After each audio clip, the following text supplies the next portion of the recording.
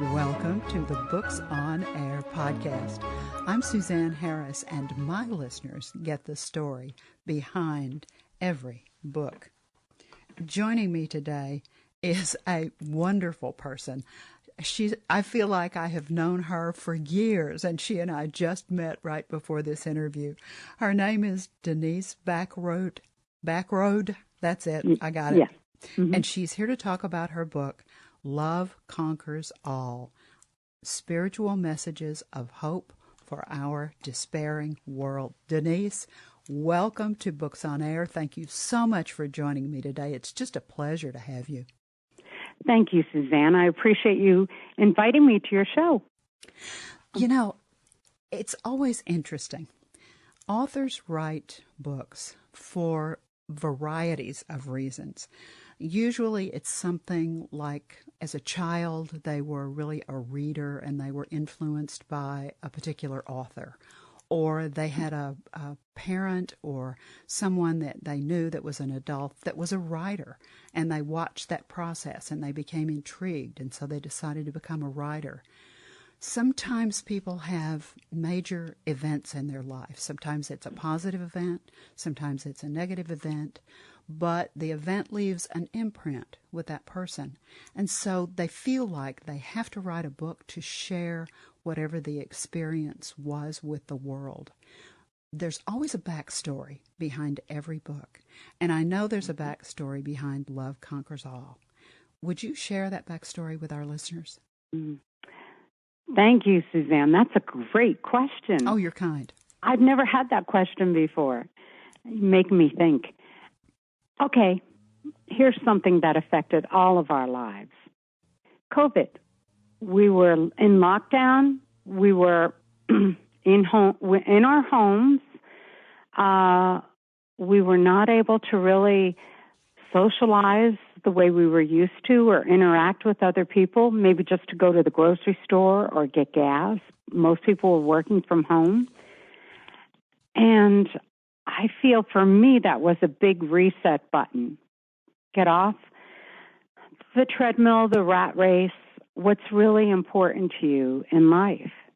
And I thought, all these spiritual messages I've been writing about for the past 15 years, now's the time to publish the book, to complete the book.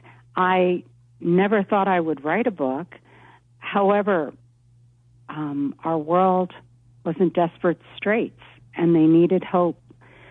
So I had that extra 4 or 5 hours a day to go on the computer to compile my 14 spiral notebooks of messages from 2003 to 2018. And based on a theme for each chapter, I was able to write the book and publish it. Wow. How long did it take you to compile all of those notebooks? Well, let me just tell you, let's see, we were in quarantine for 2 years. Yes. Everybody was talking about, gee, I'm bored. I was not bored. I was very busy most of the day getting that done. But I would say it was a good 4 months steady work to just go through the messages of the 14 spiral notebooks and place them into 6 chapters.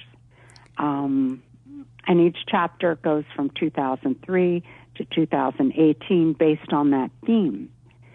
And with this book, you wouldn't read it cover to cover. A lot of my friends just have it on their night table, and they'll pick it up, and whatever page it opens up to, they'll read that message.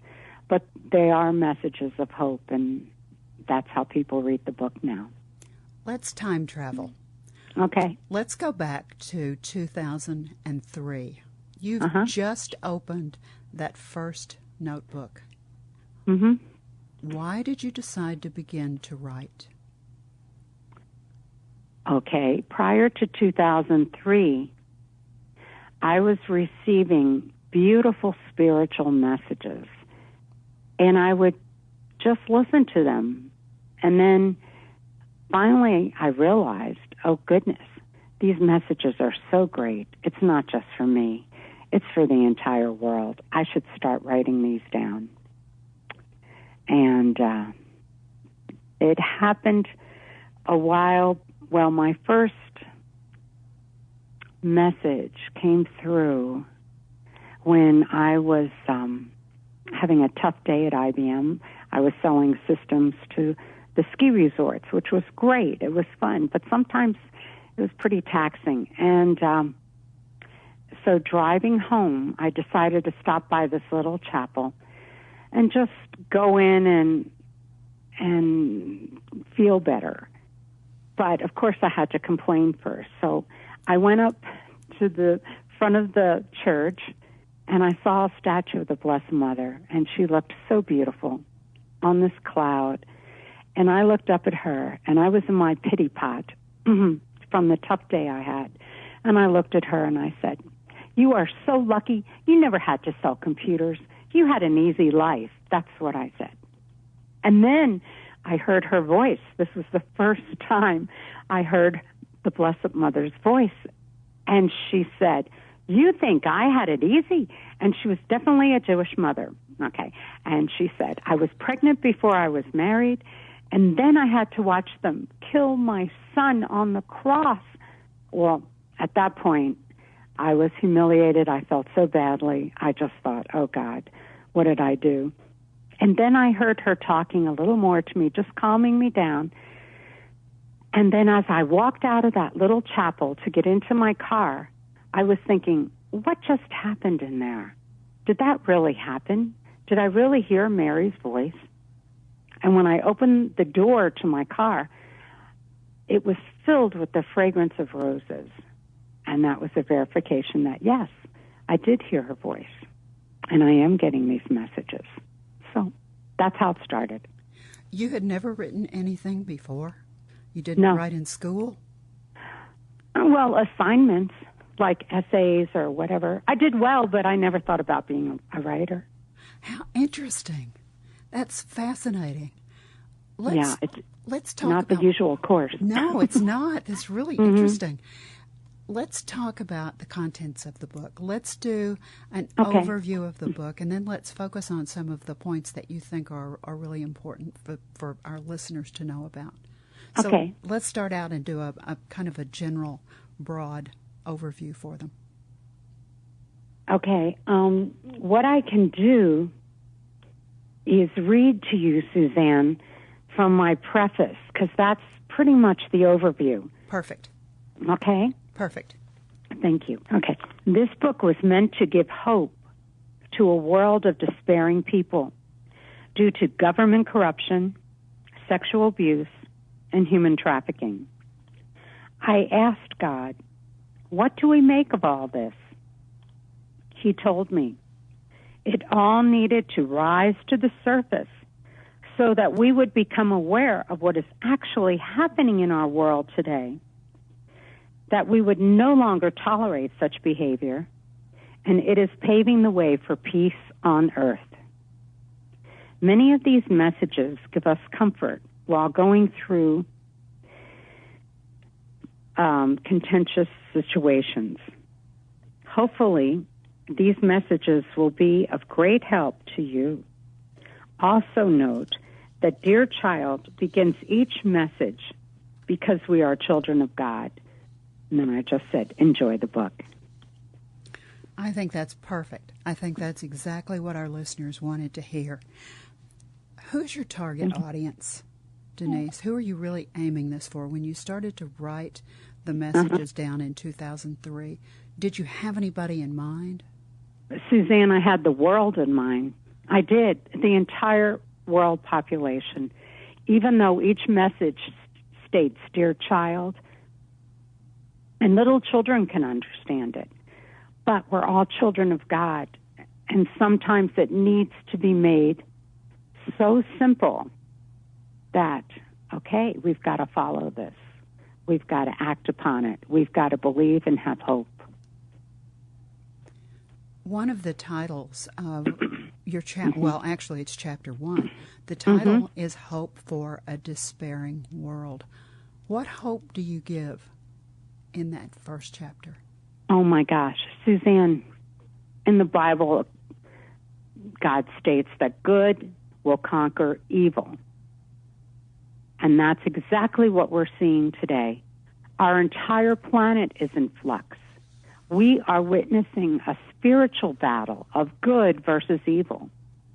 The hope and the knowing is that good is conquering evil. There's so much being done behind the scenes that we do not hear about on mainstream media, but we just have to know that better days are coming and continue to have hope. We're just in the thick of it right now, but peace on earth will be established. And we're living in one of the most exciting times in mankind's history. We really are. It's such a dichotomy right now of things that are going on, and everything seems so... it's almost like the world has been put in a jar or a bottle and just shaken up, and everything is just all over everywhere. And Chapter 2 talks about love of all mankind. And every night on the news, there are stories about people shooting other people. There are stories about China firing missiles, the Russians, and the war with Ukraine. And it seems like, Denise, that this could not be farther from the truth. So what's your message there about love for all mankind? What you just described, Suzanne, I picture an hourglass. And we are in the skinny part of the hourglass where the stuff is really hitting the fan. But it's going to open up into peace. We have to see, as God said in the preference, what he was telling me, we have to see what's actually going on in our world right now, how evil it is, worse than I had ever thought. But we have to know that evil exists, and we have to know that we're not going to tolerate this anymore either. Now that our eyes are open, and many people are aware of this, and as you mentioned, the war with the Ukraine, I mean, it could, God forbid, escalate, and then NATO countries, I'm concerned about the United States. They could be helping NATO, and then if Taiwan escalates, and that's a NATO country with China, then the United States is going there. And I'm thinking, no, the evil ones want to destroy the United States. We're not going to let that happen. God's not going to let that happen because he blessed America, and he still continues to bless America. But just imagine, Suzanne, if more people turn to God or a higher power or source, whatever you want to call him, and they had that peace in their hearts and souls. And I think the majority of people are peaceful. They do not want wars. They want to have a nice life. They love their family and friends. They don't want any of this. I think there's just a few instigators at the top who've become corrupted that are making it hard for the rest of us. But good will conquer evil. I know that. And I know our prayers are heard and answered. And I know more people are standing up for our freedoms and our liberties that we once took for granted. We're not anymore. And God's going to save our country. I know it. And I think that segues perfectly into your next chapter, which is called Our Future. And I think you've just described how you see the future coming and looking. Oh, my gosh. Suzanne, I am so excited about the best truly is yet to come.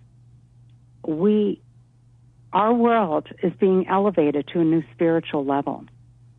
I get this every day in my podcast. I just have a 2-minute podcast every day just to give people hope. But our whole world is evolving. It is evolving. It's getting better.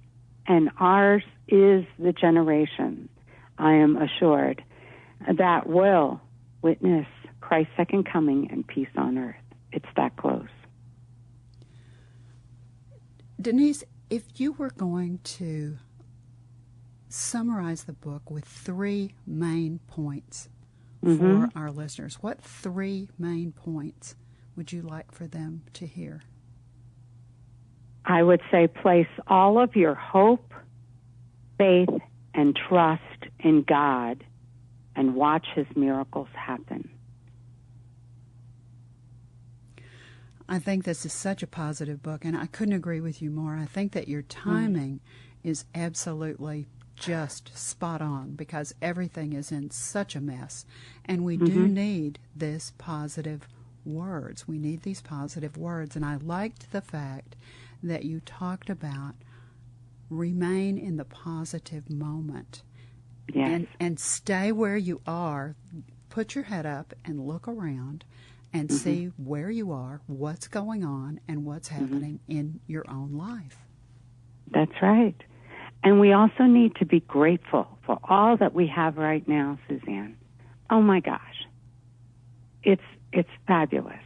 For every sunrise, sunset, for nature, for our friends, for our family, for all that God has given us. I'm so glad you mentioned gratitude, because it's so powerful. There's all kind of research that has been done around the idea and the practice of gratitude, and how powerful that can be for us as human beings, just to look up and recognize all of the positive things that we have and do exactly what you just said. Say thank you and recognize the good things that are going on in your life, because it's so easy to get run over by the bad things. I have to confess that I've stopped watching the national news. I can't stand... Congratulations. Thank you. Can't stand all the negative input. And for me, I go hop on the treadmill, and I do, 15, 20 minutes on the treadmill, and then I do some other exercises from 5 to 6 instead of seeing our local news here and watching the national news. I do something positive for myself. Good for you. I mean, and that's what Mary tells me. She said, it's good to know or watch enough news to be informed, but not inundated. And so you're getting your news from maybe the internet or, a newspaper online where you could just glance over, but you get to form your own opinion about it. You don't need someone's take on it. You're doing the right thing. Thank you. Keep up the good work. Yeah. That's great. I'm happy to hear it. Thank really. you. Yeah.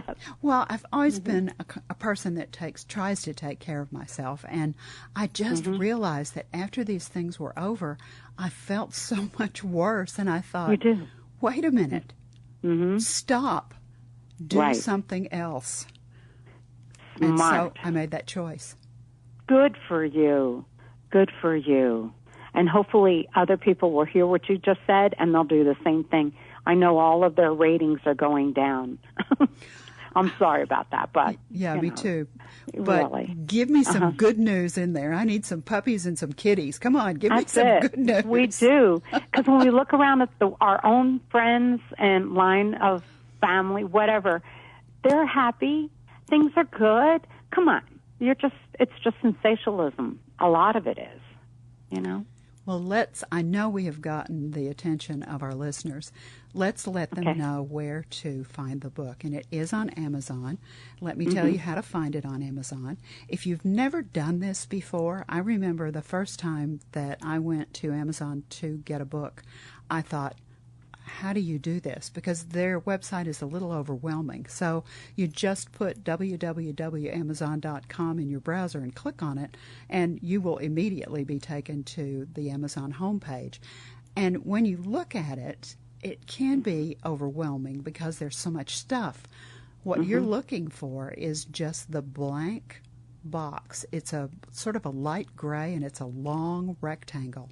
Here's what you type into that box. Here's the title of Denise's book. Love Conquers All, Spiritual Messages of Hope for Our Despairing World. And let me spell Denise's name for you. It's by Denise, Denise, Bachrodt, Bachrodt.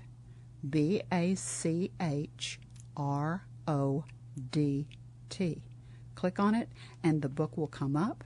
You'll see the cover, and in the upper right-hand corner, you'll see the words "Look Inside."